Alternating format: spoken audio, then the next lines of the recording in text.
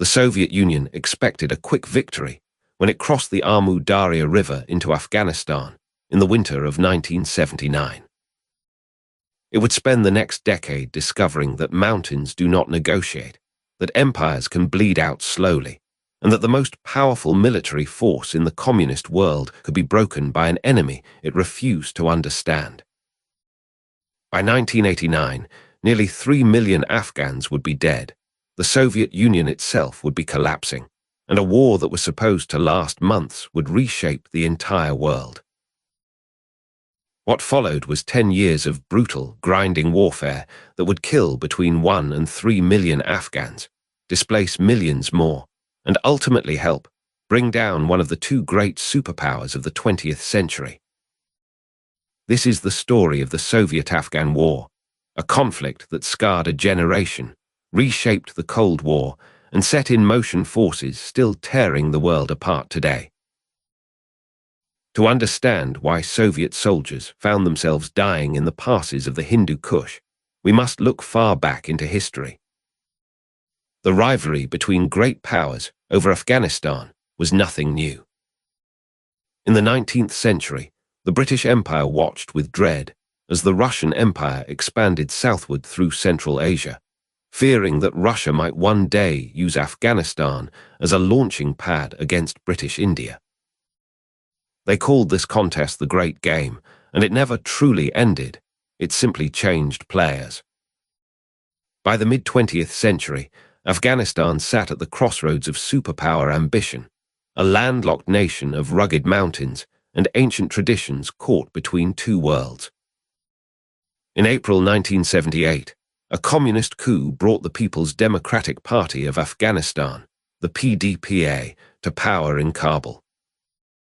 Almost immediately, the new government's radical reforms, forced land redistribution, attacks on Islamic tradition, brutal purges within its own ranks, ignited fierce resistance across the countryside.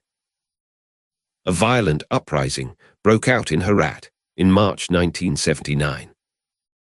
Soviet military advisors stationed there were executed by the mob.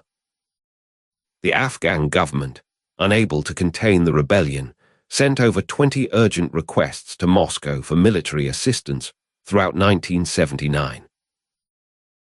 The Kremlin debated furiously. Soviet Premier Alexei Kosygin, initially refusing to send troops, advised Afghan Prime Minister Nur Mohammad Taraki in one phone call to mobilize local industrial workers, men Kosygin believed would be loyal supporters of the socialist government. It was a fatally optimistic suggestion.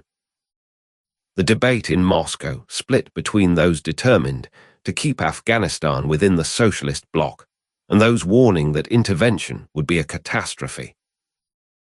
In the end, a compromise was reached, military aid, but not troops. Then, in December 1979, that compromise collapsed. Under the command of General Secretary Leonid Brezhnev, Soviet forces launched Operation Storm 333, eliminated the Afghan leader Hafizullah Amin, and installed a more pliant government. The tanks rolled in. The war had begun. The Soviet military machine that entered Afghanistan was formidable. Helicopters, artillery, armored personnel carriers, and approximately 115,000 troops at the height of the conflict in the mid-1980s. The original plan was surgical: secure the cities, stabilize the government, and withdraw within a year. Soviet forces did seize Afghanistan's major cities and the main arteries of communication. But beyond those roads and urban centers lay a different world entirely, 80% of the country, rugged and mountainous, where the Soviet Union's technological superiority meant very little. Here, the mujahideen, the Islamic resistance fighters, waged guerrilla warfare in small, mobile groups. They knew the terrain. They had fought in these mountains their entire lives. The Soviets had not. To deny the mujahideen safe haven, Soviet forces adopted tactics of scorched earth. They leveled villages. They destroyed the ancient irrigation systems that Afghan farmers had maintained for centuries. They laid millions of landmines across the countryside, a legacy of indiscriminate violence that would maim and kill civilians for decades after the last soldier went home. Soviet air power hammered rural areas relentlessly, helicopter gunships hunting fighters through the valleys and mountain passes. The war that was supposed to last a year stretched into 2, then 5, then a decade. The human figures at the center of this conflict were as complex as the war itself. Leonid Brezhnev, aging and infirm, authorized an intervention he would not live to see concluded. On the Afghan side, commanders like Ahmad Shah Massoud, the Lion of Panjshir, became legendary for their ability to repel Soviet offensives in the Panjshir Valley again and again. Massoud was a military genius, a man who combined tactical brilliance with political vision. The mujahideen were not a unified force. They were a fractious coalition of regional commanders, tribal leaders, and ideological factions, united primarily by their resistance to Soviet occupation and their Islamic faith. And then there were the foreign backers. The United States, under Operation Cyclone, funneled enormous quantities of weapons and money to the mujahideen through Pakistan's intelligence service, the ISI. Britain, China, Saudi Arabia, and other Gulf states added their own support. Pakistan became the essential staging ground, the pipeline through which weapons, money, and foreign fighters flowed into Afghanistan. These foreign volunteers, the so-called Afghan Arabs, came from across the Muslim world, drawn by the call of jihad. Among them was a young Saudi named Osama bin Laden. The war's controversies were profound and lasting. The international community immediately condemned the Soviet intervention. The Muslim world and the Western Bloc called it an invasion.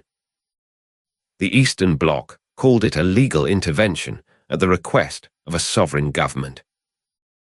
The United States led a boycott of the 1980 Moscow Olympics in protest. Sanctions and embargoes piled up. But beyond the geopolitical theater, the real controversy lay in what was happening to ordinary Afghans. Between 6.5% and 11.5% of Afghanistan's entire population, a nation of 13.5 million people according to the 1979 census, is estimated to have been killed over the course of the war. Millions more fled. Most sought refuge in Pakistan and Iran, creating one of the largest refugee crises of the 20th century. The countryside was devastated. Ancient communities were annihilated. A civilization was being dismembered. For the Afghan farmer, the war arrived without warning. One morning the fields were there. The next, the irrigation channels were bombed to rubble. Families fled in the night with nothing but the clothes on their backs, crossing mountain passes in winter, children dying of cold and hunger on the road to Pakistan. In the refugee camps of Peshawar and Quetta, millions lived in desperate poverty, dependent on international aid, their futures suspended indefinitely. For the young Soviet conscript, the war was equally bewildering.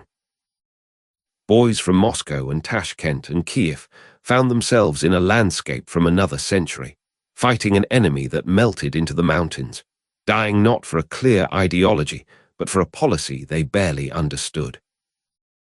The Soviets called the war simply Afghan, the way Americans came to call their own quagmire simply Vietnam.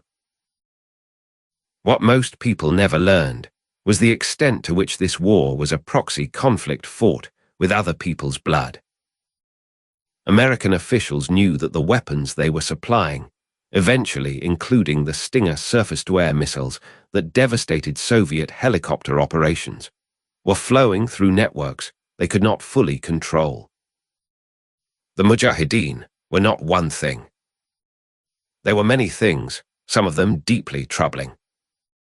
The infrastructure of jihad being built in the 1980s, the training camps, the financial networks, the ideology of global holy war would not simply dissolve when the Soviets left. It would evolve into something far more dangerous.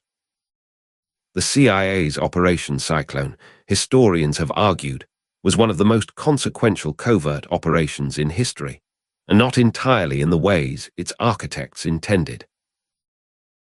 The deeper meaning of the Soviet-Afghan war reaches into the heart of imperial hubris. Every great power that has entered Afghanistan, the British in the 19th century, the Soviets in the 20th, the Americans in the 21st, has discovered the same truth. Military technology cannot conquer geography and culture. The mountains do not negotiate.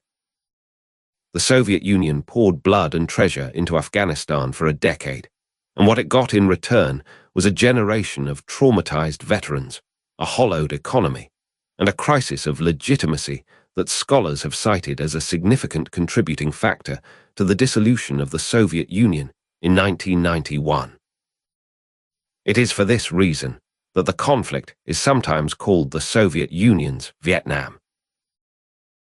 Today, the echoes of that war reverberate without end. On February 15, 1989, the last Soviet military column crossed back into the Uzbek SSR, and the world watched. But the war did not end.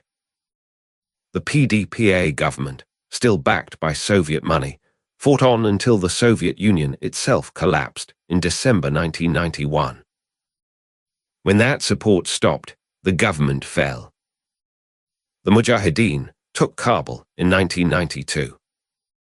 Then they turned on each other.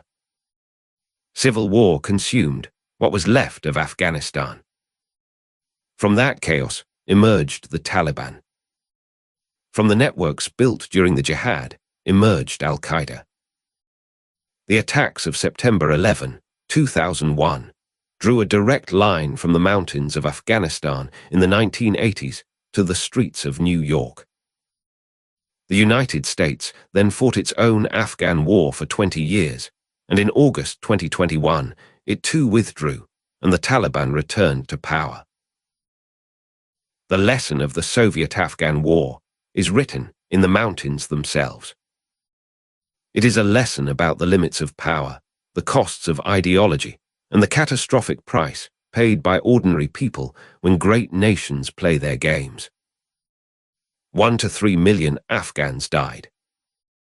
Millions more lost everything.